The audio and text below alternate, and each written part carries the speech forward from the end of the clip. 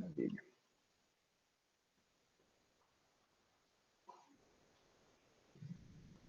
Antes da gente começar, alguma dúvida, algo mais pontual que vocês queiram destacar?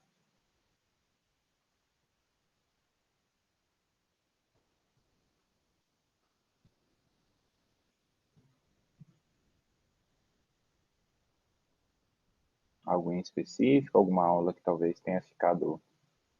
Não? Tá tranquilo. Acabei de colocar os slides, tá? Vocês podem dar uma olhada. Eu vou iniciar, são 10 slides só, eu tentei resumir em uma página para cada aula que a gente teve, para não ficar muito extenso, para não repetir muita coisa também. Algumas das coisas que eu vou falar, provavelmente vocês, se assistiram todas as aulas, já viram, né? Mas a ideia aqui não é, só para deixar claro, primeiro eu vou falar sobre a prova, depois eu vou falar sobre o conteúdo. Mas não é direcionar ou apenas dizer, olha, isso aqui é o que vai cair. É apenas fazer uma revisão rápida de conceitos, de modo que vocês possam ter essa oportunidade, né? Para a gente poder, simulando aí uma perspectiva mais ou menos do que a gente fazia no modelo presencial, para que vocês pudessem ter essa oportunidade de questionar alguma coisa, tirar alguma dúvida, né? Ou rediscutir algum tema que talvez a aula tenha sido muito rápida ou não tenha ficado muito claro depois. Tá? Então, só para deixar claro, se você está assistindo essa aula, seja aqui agora, nesse momento, ao vivo ou depois, não quer dizer necessariamente que a prova só vai conter o que está nesse slide que eu vou apresentar para vocês. Todo o material que a gente tem serve de apoio, serve como base, e as questões que eu vou explicar agora. Então, nessa primeira aula, a gente começou a entender o que é a contabilidade gerencial como uma ferramenta de controle, né? Como que ela vai funcionar. E aí, o grande objetivo desta primeira unidade foi demonstrar que a grande base da contabilidade gerencial, diferente da contabilidade tradicional, como a gente conhece, não vai ser necessariamente o conjunto de técnicas, o método de escrituração, né, a ideia em si só das demonstrações contábeis, mas todo um processo que ocorre que muitas das vezes o contador, o administrador, eles não possuem um certo controle. E aí, na tentativa de uma prática de uma boa gestão, ambos, né, desenvolvem ali metodologias, situações ou buscam soluções para resolver os problemas do cotidiano. E isso requer ali uma maior flexibilidade, requer uma abordagem um pouco diferenciada. Então, muitas das vezes, nas técnicas que a gente vai usar, quando a gente utiliza, elas são determinadas, né? Elas são específicas para o problema que nós queremos resolver. E aí, se eu for para a administração como um todo, ou só para a contabilidade como um todo, isso não se aplica, porque as duas ciências vão seguir regras específicas, né? Vão seguir uma lógica por um processo. E aqui a gente vai ter uma certa liberdade para poder trabalhar. Então, ao invés de elaborar a demonstração contábil simplesmente para evidenciar o patrimônio, ou ainda para ter uma noção melhor de caixa, eu vou fazer uma DFC, né, uma demonstração dos fluxos, para entender ali a movimentação, para entender como está sendo direcionado esse recurso, se é por meio das atividades operacionais, se são os investimentos, ou se é o aspecto de financiamento, etc. Na contabilidade gerencial, a gente vai olhar para essa mesma informação e tentar extrair dela uma coisa que responda especificamente uma pergunta que a gente tem, um questionamento, um dilema, uma situação, um problema que nós precisamos resolver, delimitar primeiro e depois resolver de acordo com a nossa necessidade do dia a dia. Então, ela é chamada de ferramenta por causa disso. Vai se basear em todos os princípios, mas, de modo geral, como a gente está vendo agora, né, ela tem como grande base esse conjunto de teorias comportamentais que a gente chama, né, porque aí ela leva em consideração todo o ser humano e as suas práticas no dia a dia, né? O que acontece quando você reúne várias pessoas, quando você coloca todos em um propósito em comum, o que o ser humano tende a defender prioritariamente, né, as suas necessidades e etc. Então, por isso que a gente começa por essa abordagem. Por mais que seja um aspecto um pouco mais teórico, faz parte do nosso estudo. E aí, para falar rapidinho da avaliação, como que vai funcionar, quais são os detalhes, já para explicar e deixar registrado para vocês. Tá? Então, seria a nossa 10ª aula, que seria a próxima, hoje nós estamos na aula 9, para fechar a primeira unidade. São 10 questões, valendo aí um ponto cada uma das questões objetivas, ou seja, 8 questões, a gente vai até 8 pontos. E uma questão dissertativa, eu vou apresentar para vocês, vocês terão a disponibilidade de responder. Totalizando, então, 10 pontos, né? Serão 3 avaliações ao todo, isso significa que vocês vão fazer aquela média, como já estão acostumados. Então, a gente pode alcançar até 30 pontos. E aí, dentro desses 30 pontos, é preciso manter a média de 7, né, como a regrinha que a gente faz aí, ou no caso, atingir os 21 pontos no total. Então, basicamente, no dia da prova, que vai ser na terça-feira que vem, o horário da aula em si não haverá uma aula gravada, não haverá uma aula ao vivo. Ele fica reservado para quem quiser sentar naquele momento, né, que vai ser aí esse horário que a gente está acostumado, só que na parte da manhã, só que das 7 até das 7h30 às 9h30. Tá? Mas não quer dizer que a partir das 9h30 a prova já sai ou não fica mais disponível. Eu vou colocar ela neste dia, e vocês podem usar o horário para resolver. Mas se não quiser, se quiser fazer com mais calma, é possível também. Porque o prazo de entrega dela vai ser até quinta-feira da semana que vem, que seria um dia antes da nossa próxima aula, né? Para fechar essa primeira unidade, até esse horário, 23h59, que é o que eu vou cadastrar para vocês. Então, a partir desse momento, se não enviou, vai ficar como se não tivesse ido no dia da prova, não tivesse feito a atividade. Então, vocês vão ter terça, quarta e quinta-feira para poder baixar o arquivo, responder as questões. Eu coloquei aqui, pode parecer meio óbvio, mas já aconteceu. Não esqueçam de colocar o nome de vocês. Por mais que o Siga separe, eu preciso ter esse controle. Por quê? Porque já é muito comum que haja essa troca de informação entre os alunos, né? Enfim, talvez no presencial a gente chame isso de cola, né? Porque não é permitida a troca de informações. Eu entendo que aqui não há problema nenhum. Vocês, inclusive, me questionarem sobre as questões, tirarem dúvidas, enfim. Na busca pelo acerto, por entender o conteúdo, por realmente compreender aquele assunto que está sendo questionado para vocês, eu acho que não há problema nenhum, tá? Então, vocês conversarem, trocarem informações e tudo mais. Mas cada prova acaba sendo individual, né? Então, ainda que você discuta o assunto com o seu colega, ainda que você converse com ele sobre isso, é importante que você faça o seu arquivo, que você veja a sua resposta e destaque aquilo para mim, tá? Então, vai ter o campo de nome lá, no nome do arquivo também pode colocar o seu nome completo e mandar pelo seu próprio usuário, né? Então, se não enviar, vai ficar como se não tivesse feito. Respondeu as questões. De que maneira? Como vai ser um arquivo .doc, né, um formato Word, vocês vão poder baixar e aí vai ter uma seção de gabarito para vocês, né? A letra A, letra B, letra C, letra D, por exemplo. Então, aí vocês podem ir lá e marcar com o marca-texto do Word, botar em negrito, alguma coisa assim. Só vou pedir que no final da prova, vocês tentem fazer também um gabarito, até para revisar, né? Então, coloca lá, ó, questão número 1, letra A, resposta correta. Questão número 2, letra B. Questão número 3, letra C. E assim vai, né? De acordo com o que vocês entenderam da prova, tá? Qualquer dúvida dentro desses dias, desse processo, não só na terça-feira, mas até a quinta, podem me mandar também, tanto no grupo, podem me mandar e-mail, me chamar, enfim, reservadamente, tirar todas as dúvidas sem problema nenhum. Fazendo um parênteses aqui, ainda sobre a prova, se você não tem computador, se você está assistindo as aulas pelo celular ou algum outro mecanismo aí que talvez fique um pouco complicado de resolver, você pode pegar o arquivo, olhar, fazer uma folha de caderno, inclusive a questão dissertativa, sem problema nenhum. E aí monta um gabarito e tira uma foto pelo celular mesmo e envia, né? Só não deixa de fazer. Essa é a grande questão nesse momento, né? Porque muitas vezes o pessoal acaba desistindo antes da hora. Tá? Então, não, para mim ainda está um pouco confuso, está corrido, mas reserva um tempinho, faz, continua nessa batalha, se esforça nesse momento para não deixar de cumprir esse prazo, tá bom? E, de novo, dúvidas é só me mandar uma mensagem. Aí a gente não deixa margem para ficar nenhuma desculpa, para ficar nenhuma justificativa, que não aquelas próprias previstas pela UNEMAT, beleza? Para quem já está aqui comigo, alguma dúvida? Algo que eu não comentei? Talvez que vocês tenham curiosidade?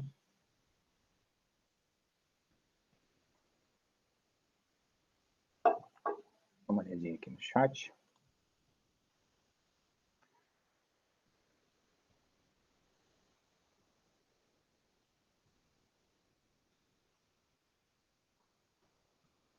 A Karen e a Elaine, que chegaram depois aí também, sejam bem-vindas, tá? Sobre o que eu acabei de comentar, não sei se vocês pegaram tudo, não vi a hora que vocês entraram. Alguma curiosidade sobre a prova em específico? Então, daí eu já começo a falar do conteúdo.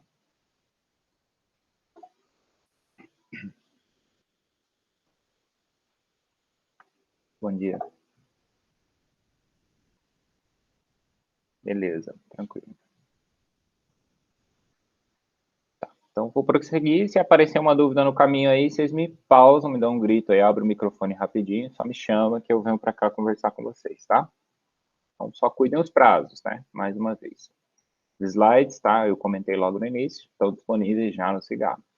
Eu fiz uma página, então pode ficar um pouco poluído, mas é porque eu queria resumir um pouco o conteúdo, só para ter aqui um retrospecto mais fácil do que a gente comentou ao longo das aulas. Então, a gente teve primeiro uma aula sobre a teoria institucional, que demonstrava ali três grandes visões, né, ao longo do tempo. Eu usei esse exemplo para vocês, para ilustrar. Então, a gente falou um pouco sobre a teoria das instituições e o que ela tenta definir de modo geral. É o que é uma instituição, porque hoje esse conceito para nós, quando a gente começa a estudar administração, ciências contábeis como um todo, a gente chega a um entendimento muito fácil, né? A gente meio que cresce sabendo o que são instituições, cresce sabendo o que são empresas. Mas isso vem de um momento que talvez esses conceitos não estivessem tão claros. Então, pesquisadores, estudiosos de diferentes áreas, inclusive, né, da economia, da própria ciência contábil, da administração, da psicologia, foram em busca dessas respostas para caracterizar o que hoje para nós vem, de certa maneira, como automático. Então, por isso que a gente resgata esses conceitos para entender de onde vem essa base, por que a gente tem essas concepções. E aí, na teoria institucional, eu falei para vocês de três grandes visões: velha economia, nova economia e também a nova sociologia, mais ou menos ali da década de 80, que é uma abordagem que nós fazemos hoje, que já está também passando por algumas reflexões aí e modificações. Mas em uma visão geral, né, a partir dessas reflexões que a gente fez, a gente entende que uma instituição, ele acaba sendo caracterizado como um órgão vivo, né? Ele possui, de certa maneira, uma vida própria. E aí ela não é formada exclusivamente pelo que ela produz. Então, eu não vou definir uma instituição, seja ela com fins lucrativos ou sem fins lucrativos, seja ela estatal ou privada, apenas pelo seu lucro, apenas pelo que ela vende. Eu preciso sempre ter essa visão de que existe algo a mais ali. Eu preciso entender que ao realizar as minhas atividades, eu estou trabalhando com pessoas, eu estou trabalhando com produtos, objetos, e tudo isso se relaciona, né? Não apenas no sentido de uma troca de um comércio muito simples ou de uma mera prestação de serviços. Existe uma relação mais profunda e as instituições estão cada vez mais evidentes, né? Hoje a gente percebe, por exemplo, no meio de uma pandemia, o que existe por detrás da instituição chamada governo brasileiro, né? A gente vai estudar mais, a gente percebe quando ela tem que agir, aí a gente vê a iniciativa privada fazendo ações também, enfim. Então, a teoria institucional buscou identificar o que era uma instituição, e a gente chegou a essa conclusão por meio dessas visões. Então, na velha economia, a definição que se dava era que as instituições eram criadas, né, como uma consequência de você rotinizar os processos ou hábitos de pessoas em comum. Então, você reunia diversas pessoas para produzir um determinado bem. E aí, com o tempo, a nova economia definiu e falou assim: não, na verdade, além desta produção, dali também vem o que a gente chama hoje de mercado. Né? Por isso que existe o mercado, porque cada um apresenta ali o seu produto, apresenta o seu preço, e são as próprias instituições que vão determinar isso. Então, a gente depende deste processo para sobreviver como cidadão na chamada sociedade moderna. E aí, a nova sociologia faz uma abordagem um pouco mais profunda, revisando alguns desses conceitos, e destaca o quê? Que sem essa inter-relação, seja dentro no aspecto do ambiente interno, né, dentro da própria organização, da instituição, ou até mesmo com o ambiente externo, com a sociedade como um todo, há uma interdependência, há uma inter-relação. E aí essa interdependência determina muitas coisas que nós apenas enxergamos um lado. Então, muitas vezes você vai para usufruir de algum serviço, comprar algum produto ou mercadoria, você enxerga uma parte, né, uma metade, digamos assim, uma das faces daquela empresa, uma das faces do setor público, mas o por detrás, muitas vezes a gente desconhece. E acaba até, isso nos leva a alguns julgamentos, algumas decisões que a gente toma que não são 100% acuradas, digamos assim, né? A gente chega a conclusões que talvez não representem a verdade como um todo. E a busca dessas reflexões depende justamente disso, da gente ter essa capacidade, o senso crítico de entender. Aquela instituição representa muito mais do que uma mera empresa, né? Uma empresa, ela gera empregos, e se ela gera empregos, existem pessoas cuja sobrevivência dependem daquilo, né? Então, a gente precisa ir aprofundando o nosso estudo, entendendo como isso tudo se relaciona. E para nós, como a gente viu, para a teoria da instituição ou institucional, a contabilidade gerencial vai fazer uso desses conceitos justamente para compreender que não existem necessariamente regras fixas para tudo, não há resposta correta para tudo que valha para todos. E isso pode significar ali dentro do processo decisório muitas coisas diferentes. Então não vai existir ali um livro que nos dê a solução de como ser o melhor profissional, a melhor empresa dentro do mercado que a gente está inserido, etc. Existem livros que vão nos ensinar técnicas e meios de acordo com a realidade que a gente vive. E é basicamente isso. Sobre as teorias psicológicas, que foi a nossa segunda aula, né, seguindo esse raciocínio, a gente viu que existem subdivisões ou outras teorias englobando essa abordagem, digamos assim, seria a psicologia cognitiva, social e também a psicologia de motivação, ou teoria ou estudos de motivação, dependendo da fonte que você está estudando. A cognitiva, primeiro, vai identificar esse processo de aprendizado, né, do indivíduo, do ser humano, e a tomada de decisões, ok? E aí a social vai observar o comportamento dele como um todo e o resultado dessas decisões que ele toma, né, com os outros indivíduos, a sua chamada relação ou interação social. E aí os estudos de motivação vão mais a fundo para tentar identificar o que te faz levantar da cama. E aí, como eu expliquei nas aulas anteriores para vocês, a grande base desses estudos comportamentais, ou por que a gente estuda esse tipo de coisa, por exemplo, na faculdade, é porque se você não consegue enxergar esses aspectos dentro de você, se você não consegue entender essas teorias e observá-las ou identificá-las ali dentro do seu dia a dia, você dificilmente vai conseguir colocar ela em prática para outro indivíduo, porque daí você não vai ter essa habilidade de entender o que ele entende. E essa relação, essa interação, esse aspecto da motivação são fatores fundamentais. A gente não chega a lugar nenhum sem conhecer isso dentro de onde nós estamos inseridos. Eu não lembro se eu comentei exatamente com vocês, mas é muito comum que a gente tenha escritórios, ambientes onde duas ou mais pessoas se relacionam dia após dia. E aí, às vezes, a gente passa mais tempo no serviço, né, passa mais tempo naquele ambiente do que na própria casa.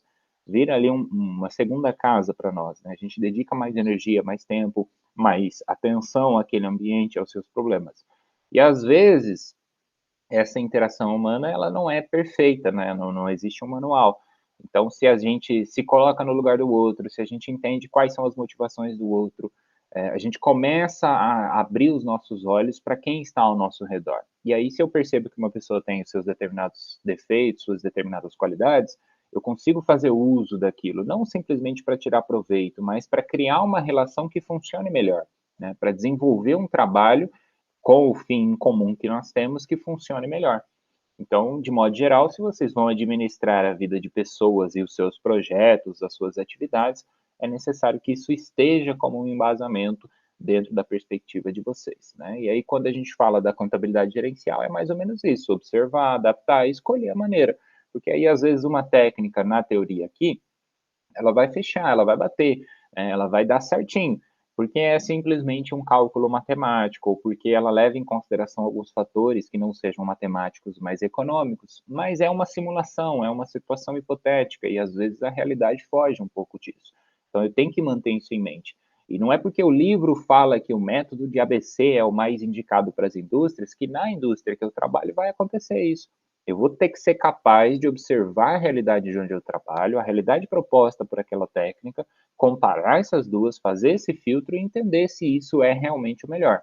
Então, no fim das contas, tudo vai se resumir a isso, né? A como eu aprendo, a como eu tomo decisões, a como eu me comporto dentro do meu ambiente familiar, empresarial, o resultado disso e, por fim, o que me faz levantar da cama, a própria motivação, né? Onde, se eu coloco os meus interesses de sobrevivência em primeira mão, se eu preciso de dinheiro para poder comer, beber, pagar as minhas contas, ou ainda se eu quero alcançar um determinado sonho, enfim, aí esses três vão fazer, cada um no seu nível, né, um estudo mais profundo do que é o ser humano da perspectiva da psicologia. E é claro, a gente não precisa ser especialista em psicologia, mas um bom administrador vai ter que saber um pouco de tudo, pelo menos, né? E aí dentro da sua grande área de interesse, de desafios ali do que gosta, buscar se aprofundar nesses aspectos. Na quarta aula, a gente falou um pouco sobre a teoria da contingência, né? E aí eu expliquei para vocês que a grande definição que ela traz é justamente de que não há uma estrutura definida única para todas as organizações. Cada uma, como uma própria empresa ou organização, vai criar a sua própria estrutura. Né? E é muito comum que a gente, por conhecer realidades que são, como a gente chama, né, do interior de cidades menores, possuam ali características específicas. Então, às vezes, você vai trabalhar para uma empresa familiar, né, que vem passando de geração em geração. Você foi contratado para ser o gestor daquela empresa, mas ali tem um vínculo familiar muito forte. Então, existe uma realidade muito forte presente naquele ambiente que pode não ser encontrada em outra empresa. Existe uma cultura muito forte. E essa estrutura organizacional vai ser importante para a contabilidade gerencial, por quê? Porque é ela que vai determinar esses fatores. Né? Então, a teoria da contingência, perdão, vai estabelecer o quê? Olha, você precisa olhar o ambiente externo, você precisa entender essa estratégia que a empresa possui. Né? Qual é a sua organização como um todo no sentido de perfil? A que ela se propõe? Quais são as tecnologias que ela usa ou que ela deveria utilizar? Existem novas tecnologias, como a gente vê aí, cada dia é inventado um novo aplicativo, cada dia é inventada uma nova solução para um problema que às vezes ainda nem existe para todo mundo, mas é inventado, então a gente precisa estar atento a isso. E tudo vai influenciar, tudo vai criar ali uma inter-relação com o que a gente vai aplicar. Tamanho e variáveis do setor, conhecimento e fatores observáveis. Então, é o que eu estou afirmando para vocês. Se eu não conheço onde eu estou ou aonde eu pretendo executar esse trabalho, vai ser praticamente impossível resolver os problemas que eu estou propondo. Né? Se eu me coloco à disposição, eu preciso fazer isso de uma maneira 100%. Né? Pensei que era o chat, mas acho que ou alguém entrou ou saiu, né? Foi eu que levantei a mão, professor. Oh, desculpa, então pode falar. O professor estava falando sobre a psicologia, que a pessoa precisa ter um pouco de entendimento sobre a psicologia, né? Sim. E aí a professora estava até cobrando da gente isso em aula, né? Para a gente entender sobre a importância da psicologia nas organizações. Uhum. E aí, aquilo que o professor falou, que ele entra nessa parte dessa importância da gente entender. É uma Entre pergunta assim, meio boba, mas é. Entra assim, é exatamente isso. Porque aí, às vezes, uma preocupação que a gente tem, e assim, eu comentei com vocês lá na primeira aula, né? Eu sou aluno até hoje e não pretendo parar de estudar tão cedo quanto eu tiver essa disponibilidade, aproveitando que, inclusive, no Brasil, né, de certa maneira, a educação ela é pública, então ela deve ser ofertada a todo momento, mas, assim, como aluno, a gente tem uma visão das coisas, como profissional, a gente tem outra, como professor, a gente tem outra. Então, às vezes, parece até ou repetitivo, ou até muito teórico, né? Então, a gente sempre tenta buscar ilustrar algumas coisas, de modo que, assim, igual eu estou falando aqui, é importante conhecer essa teoria, essas abordagens das teorias psicológicas, né? A professora falou lá, entender a psicologia dentro de uma organização se faz extremamente necessário. Por quê? Porque basicamente tudo vai se resumir ao ser humano. Né? E o ser humano por si só não possui um conceito. A gente, por exemplo, para caracterizar o ser humano, você pode caracterizá-lo do ponto de vista biológico, você pode caracterizá-lo do ponto de vista econômico, do ponto de vista contábil, da administração, enfim, de qualquer uma dessas grandes áreas que a gente conhece hoje como faculdades. E aí, às vezes, você escolheu a administração, então a gente exclui tudo o resto para tentar focar em uma grande área, mas não é possível que isso aconteça sem que a gente pelo menos pegue ali os pontos principais de cada área, né?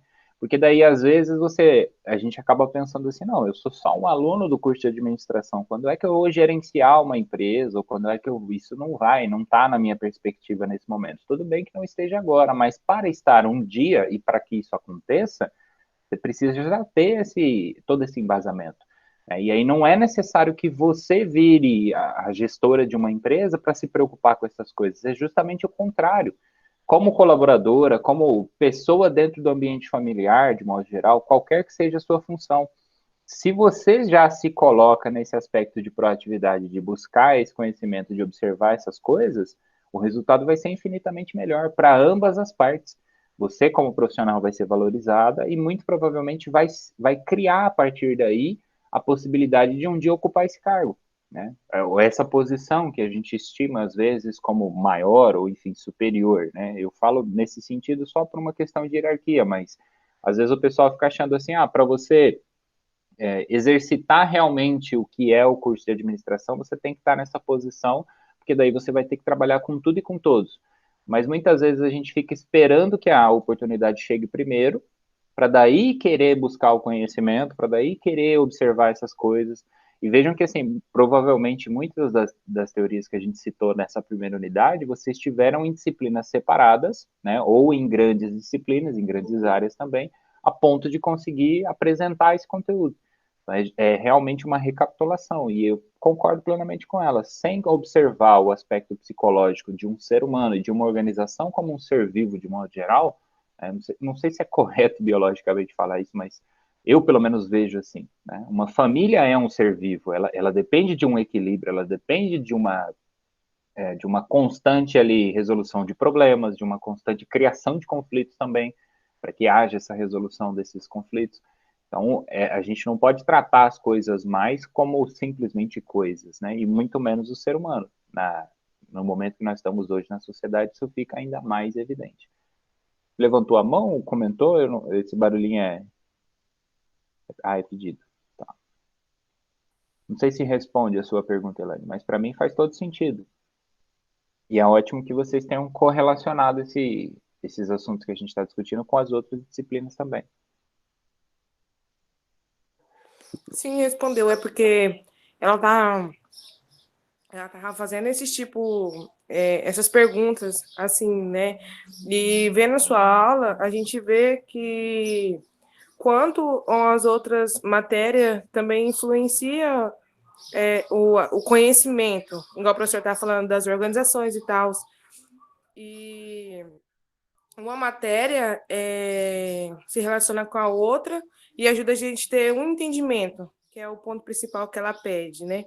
Igual no caso, ela tinha perguntado qual era a importância da psicologia, né, nas organizações. E na sua matéria a gente está vendo. Sim, perfeito. Porque parece, se você pensa de um modo geral, né, o que contabilidade vai ter a ver com isso? A gente imagina que nada, né?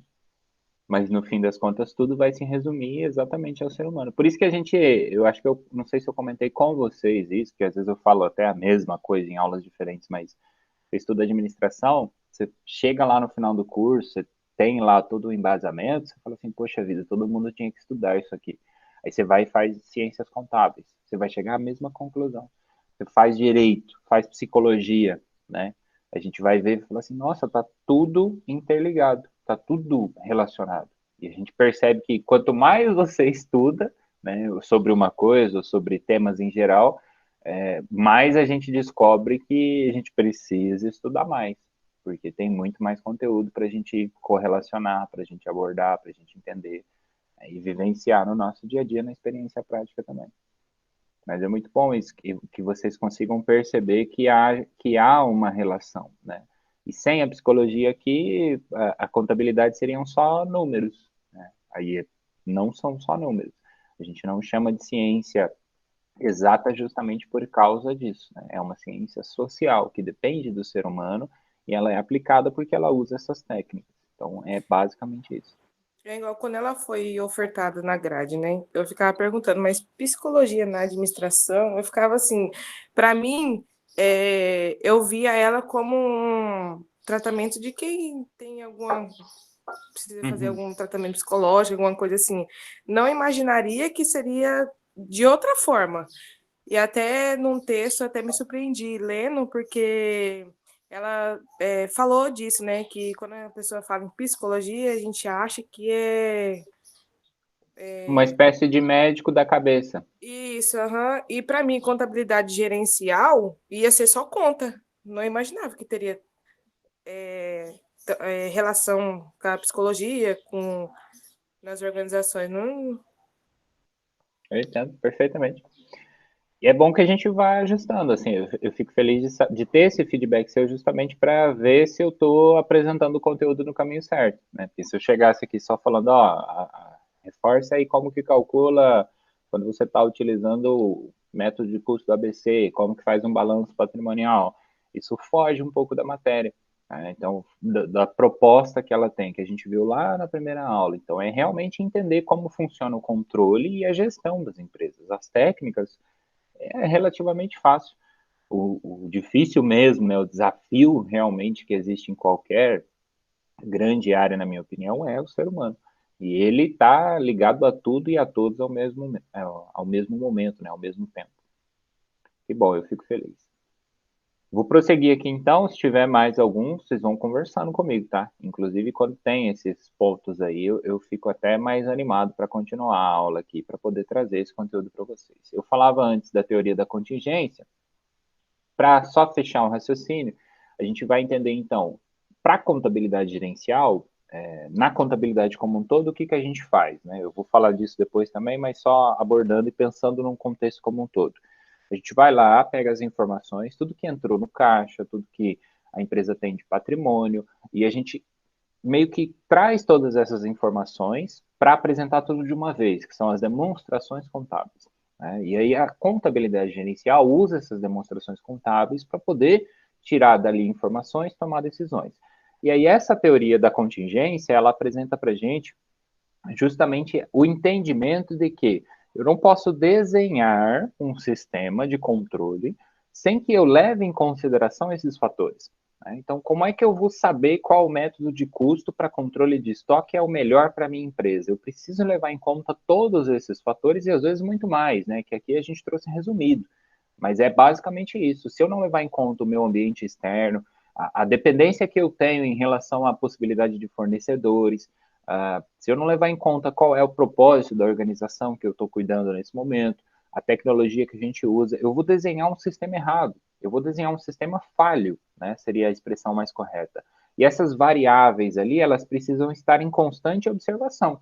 Eu não posso simplesmente montar algo e vejam, às vezes, antigamente, a gente montava um sistema para uma empresa, não necessariamente um software, tá? Eu falo sistema da palavra mais abrangente, por entender que as organizações são sistemas como um todo também, né? Que interagem, que possuem departamentos, que possuem ali as suas subdivisões. Mas desenhar um sistema de contabilidade gerencial para controle, digamos assim, nos anos 80, talvez seria possível fazer um desenho para uma indústria e deixar aquele mesmo modelo por 20 anos, até os anos 2000. Hoje, ocorre muito do que? A transformação, a quantidade de informação, a velocidade da informação como um todo, né, e da relação humana que a gente tem, é, sei lá, 1000 vezes maior, para colocar em um número muito alto, né, 1 milhão de vezes maior. Então, percebam que, assim, às vezes desenhar um sistema para o ano pode não refletir exatamente a mesma necessidade daqui a um ano. Eu vou ter que fazer uma revisão disso. E por sistema é basicamente pensar em todos os processos que a gente tem dentro da empresa, é pensar em como cada um vai fazer a sua atividade. Se eu vou precisar, por exemplo, ter um funcionário 24 horas por dia, um colaborador, melhor dizendo, e aí se eu vou, isso já gera uma série de outros custos, então quem vai calcular esses custos? A própria contabilidade, a gerencial extrai essa informação e coloca isso dentro do papel do seu desenho.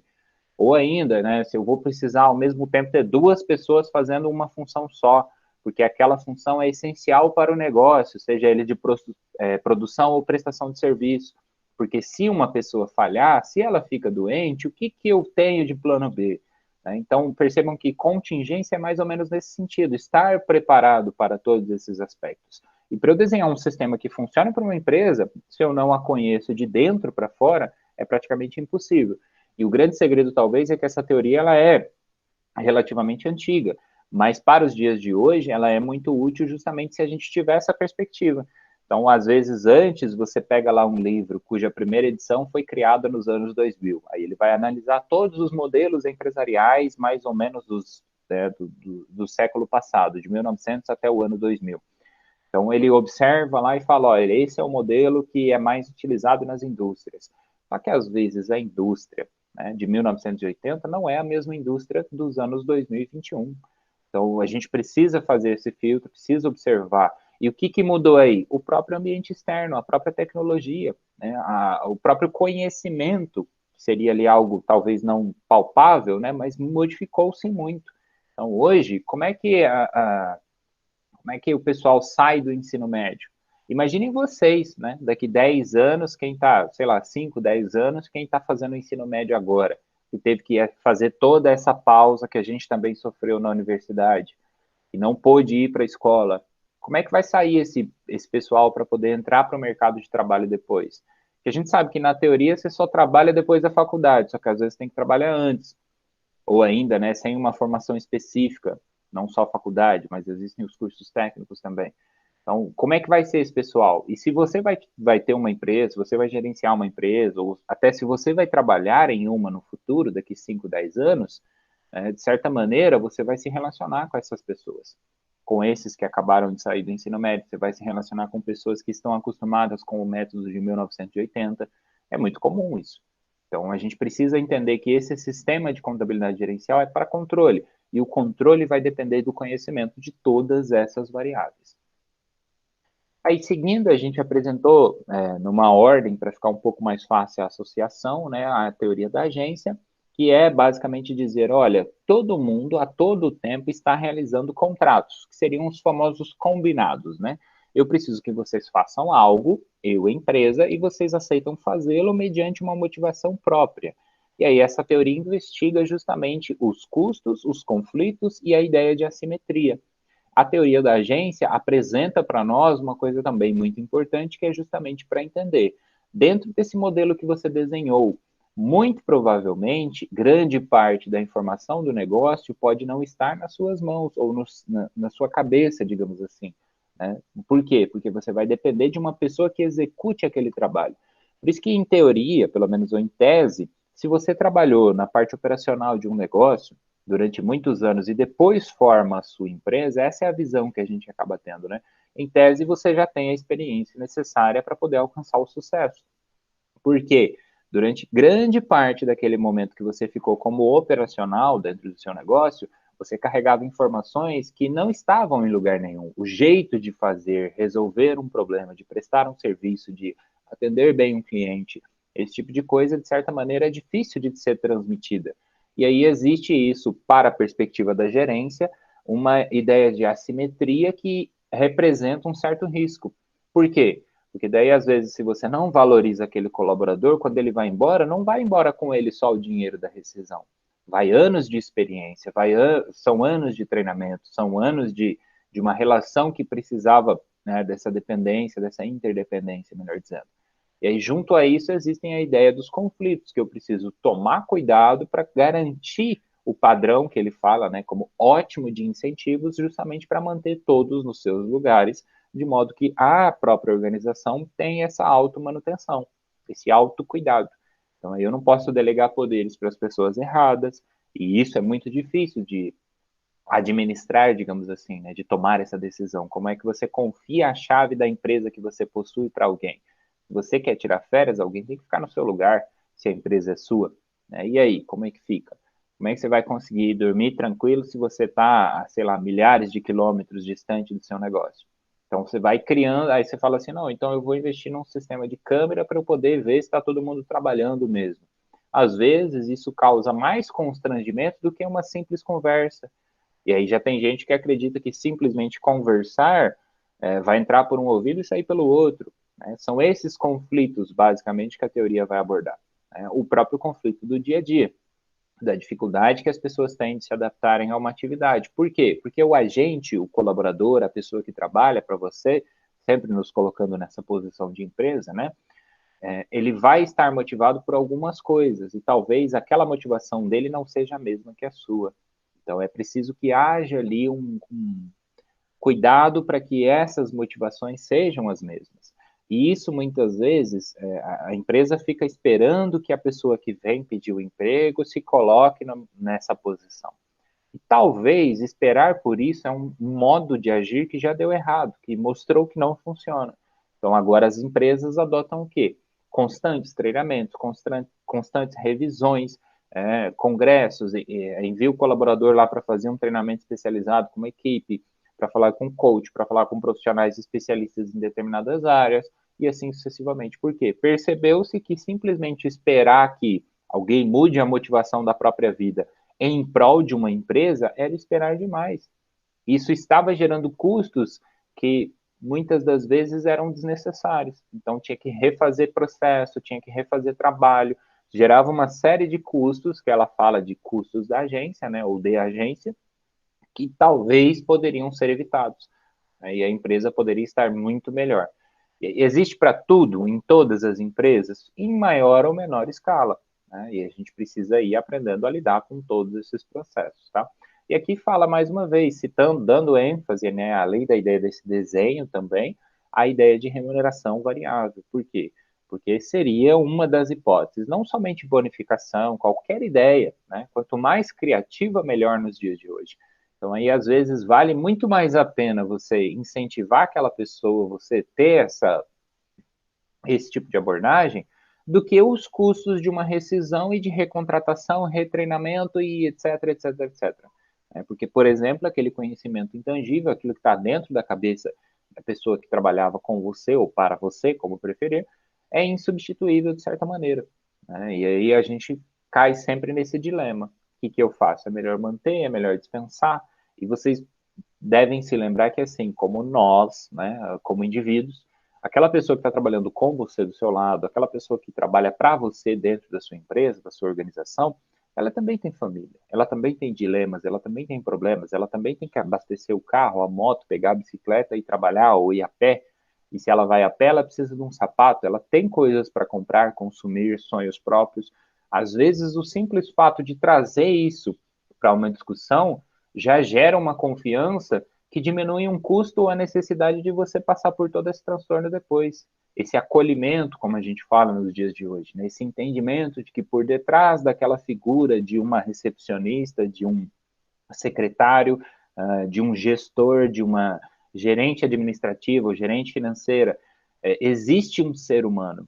E aí, às vezes, a teoria da agência ela apresenta isso apenas no sentido assim, olha, você tem que buscar soluções, mas o que ela quer, na minha opinião, pelo menos dizer, é justamente isso. Lembre-se que, assim como você, as pessoas são movidas por benefícios, por coisas que nós queremos, por situações que nós queremos estar, por ambientes confortáveis, não necessariamente de luxo, mas confortáveis, adequados, higiênicos e etc.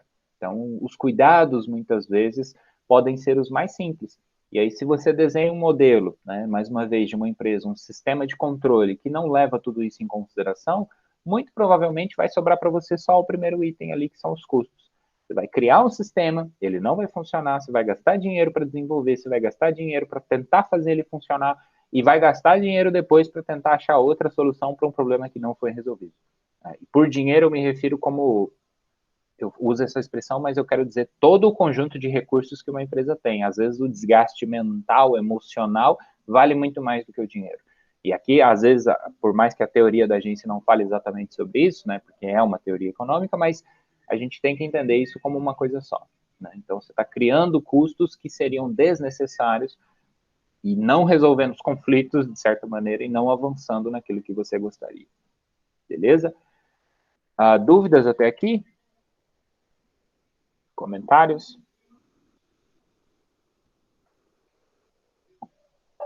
Faltam só mais dois, três, né? Rapidinho. Eu falei também para vocês sobre a abordagem baseada em recursos, né? Ou a visão baseada em recursos, que é uma expressão americana, né? A vision-based. E aí, às vezes, a gente tem uma dificuldade de entender o que significa essa expressão. Então, a teoria, ela diz o quê? Olha, uma organização vai ter recursos prioritariamente físicos, né, que são aqueles que a gente pode tocar, ela chama de tangíveis, porque isso é uma expressão da contabilidade, né, aquilo que é palpável, passível de toque, de percepção humana por meio dos sentidos, e intangível, aquilo que não é. Né? O exemplo mais simples de intangível são os recursos humanos, né, a ideia de conhecimento humano.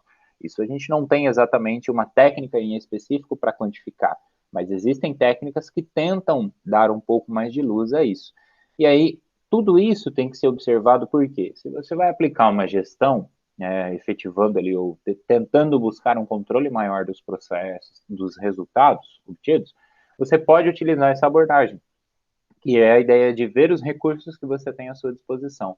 Lembrando-se do que, né? A proposta maior dela é criar valor, é criar algo para a sua organização que nenhuma outra tenha. Então, percebam, se eu disser para vocês assim, pensem em um objeto que ninguém nunca inventou.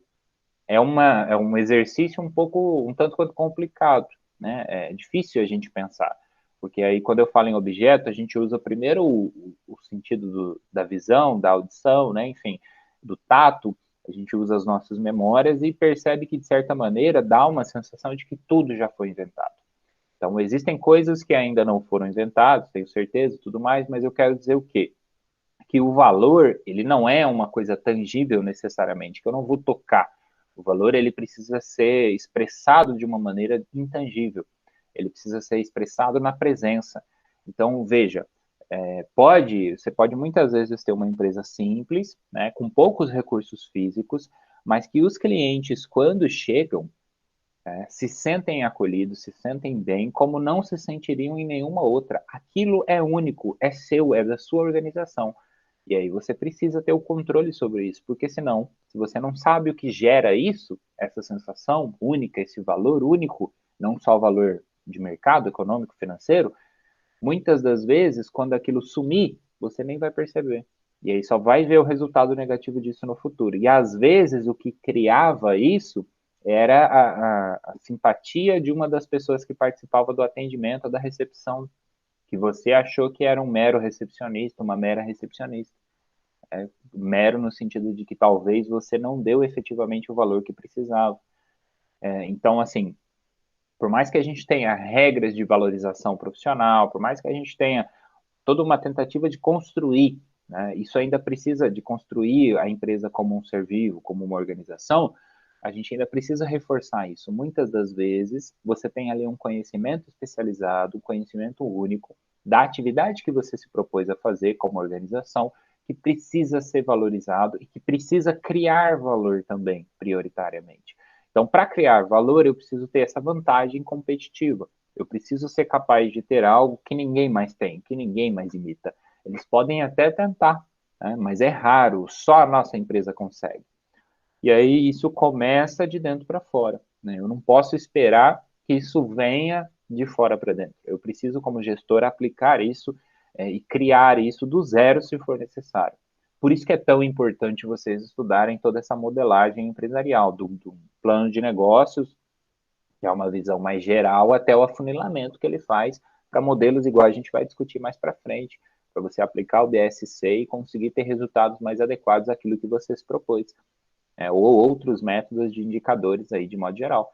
Então, assim, criar valor refere-se muito a isso. E a visão baseada em recursos começou num momento onde ainda se discutia muito como caracterizar esse conhecimento humano. Hoje a gente já tem uma ideia mais clara. Então, faz muito mais sentido que a gente use também a nosso favor, em prol dos nossos resultados, aquilo que a gente tem à nossa disposição, né? E aí, veja, às vezes você tem dentro da sua organização alguém que gosta muito de organizar as coisas. É claro que estamos em pandemia, mas a gente tinha muito aquela ideia de confraternização. De onde é que veio isso, né, nas empresas? De todo final de ano, ou sei lá, em outra data comemorativa, né? De onde que veio? Veio justamente de entender, olha, precisamos criar um ambiente onde as pessoas se sintam confortáveis, que elas possam ter um momento de lazer, que elas possam ter um aproveitamento, porque elas já passam a maior parte da vida aqui. Então, criou-se ali uma solução para um problema. E aí, a partir disso, e agora? Vai fazer como? Confraternização EAD, né? À distância? Vai fazer não vai mais ter confraternização, o pessoal agora trabalha de casa, está trabalhando de casa, a empresa está fornecendo os recursos, a sua infraestrutura, está cobrando os mesmos resultados, sendo que o trabalho agora está sendo de forma remota, tem tudo isso para ser discutido. Então, reavaliar os recursos num momento como esse é um diferencial também. E aí talvez aqui, inclusive, achar nichos de mercado, encontrar oportunidades que talvez a concorrência não tenha visto ainda. Por quê? Porque só a sua empresa tem o que é único, tem o que é de vocês, né? Tem o que é justamente este valor criado a partir do desempenho realizado, tá?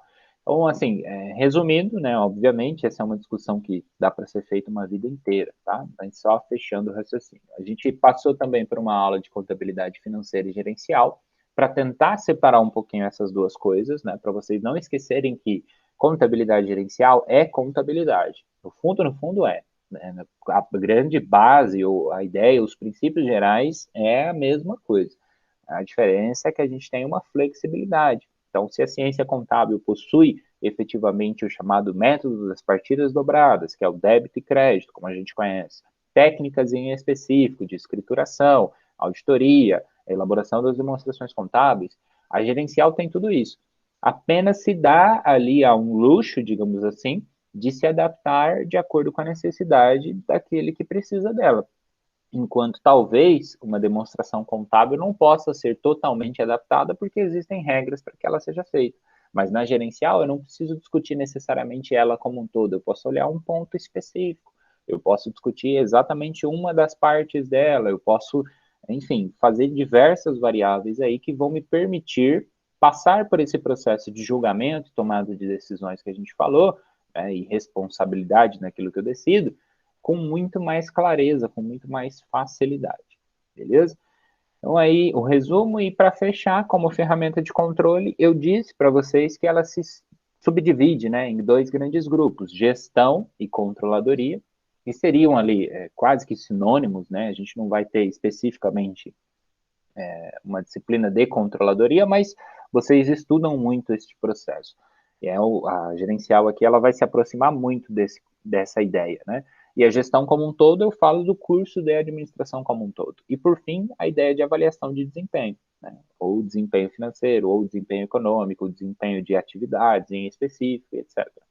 Então, na unidade 2, a gente vai discutir essa ideia de controladoria e gestão. Aí a gente vai entender operacionalização do negócio, método de custos, planejamento, orçamento, execução de orçamento, tudo aquilo que vocês já viram de certa maneira, mas aplicado à resolução de problemas. E, por fim, a avaliação de desempenho.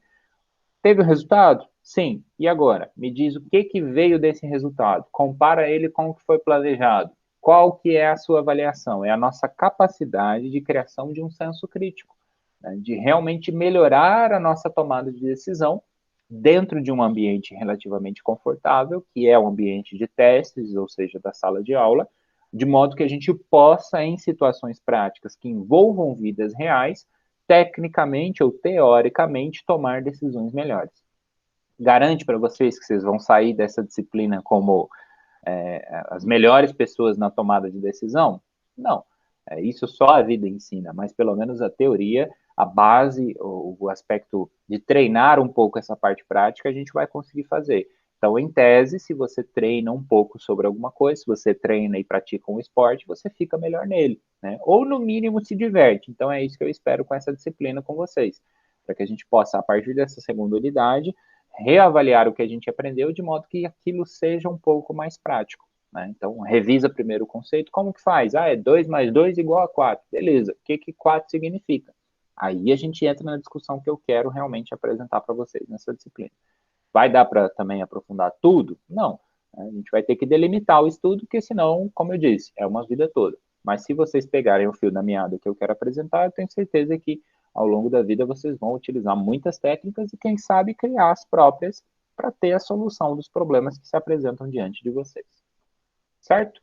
Então, essa foi a nossa avaliação, resumo aí da unidade 1, né, prévio à nossa avaliação número 1, que será então na próxima terça-feira.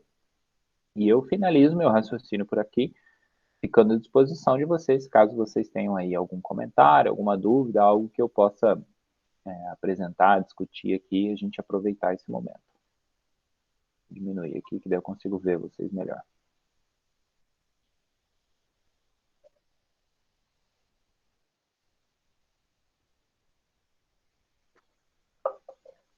Tá claro, não tá?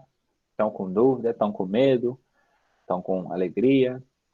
Tudo é passível de comentarmos. A única, assim, que não ficou tão clara para mim até agora é a teoria da agência, mas depois eu revejo a aula e vejo de novo para entender melhor. O que você conseguiu compreender até agora, Tatiana? De modo geral, assim, sem compromisso, só para eu ter uma ideia. O que você entendeu numa visão geral? Vamos partir daí.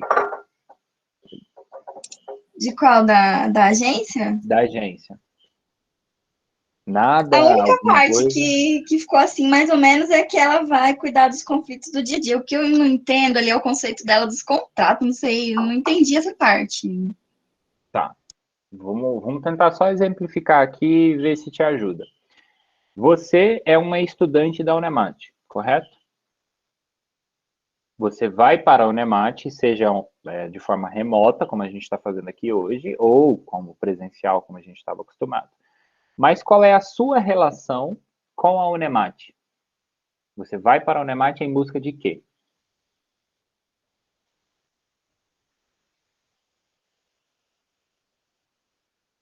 Conhecimento seria o caso?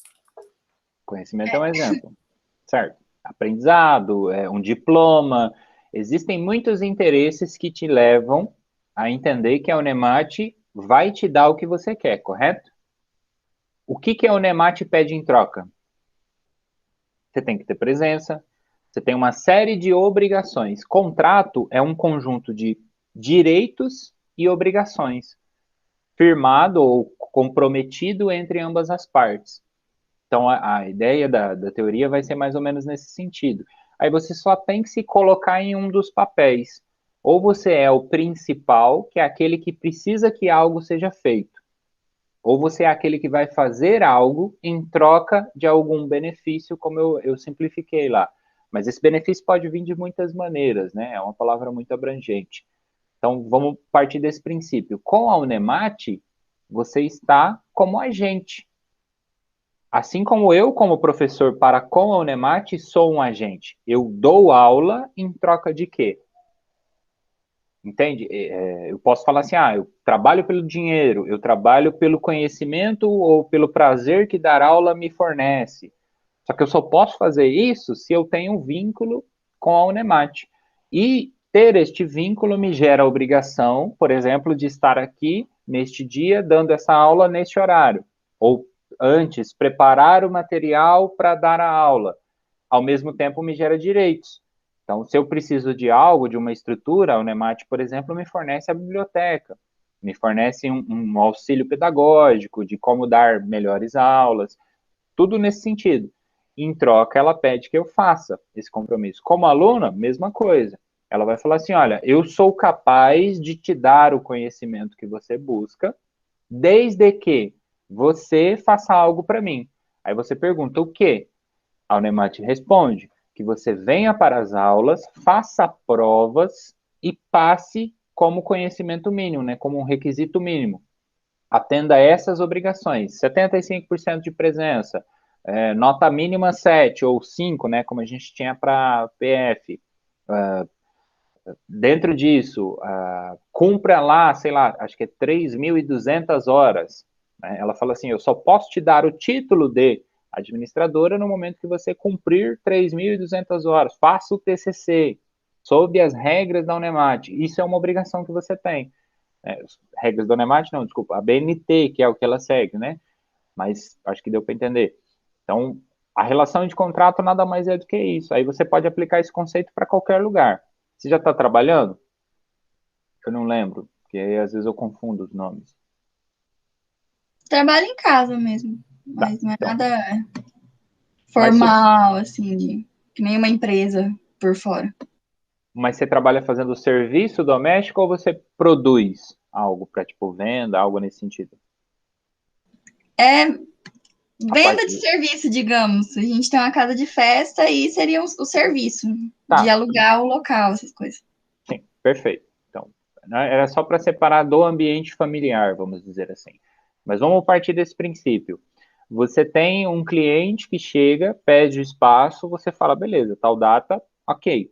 Aí você vai estabelecer o quê? Uma série de regras e de direitos, não vai? Você fala assim, olha, você pode usar das 7 da manhã às 11 da noite. Então, se der 11 da noite e não ficar disponível para você pegar o lugar de volta, uma das obrigações que ele tinha, ele não está cumprindo, correto?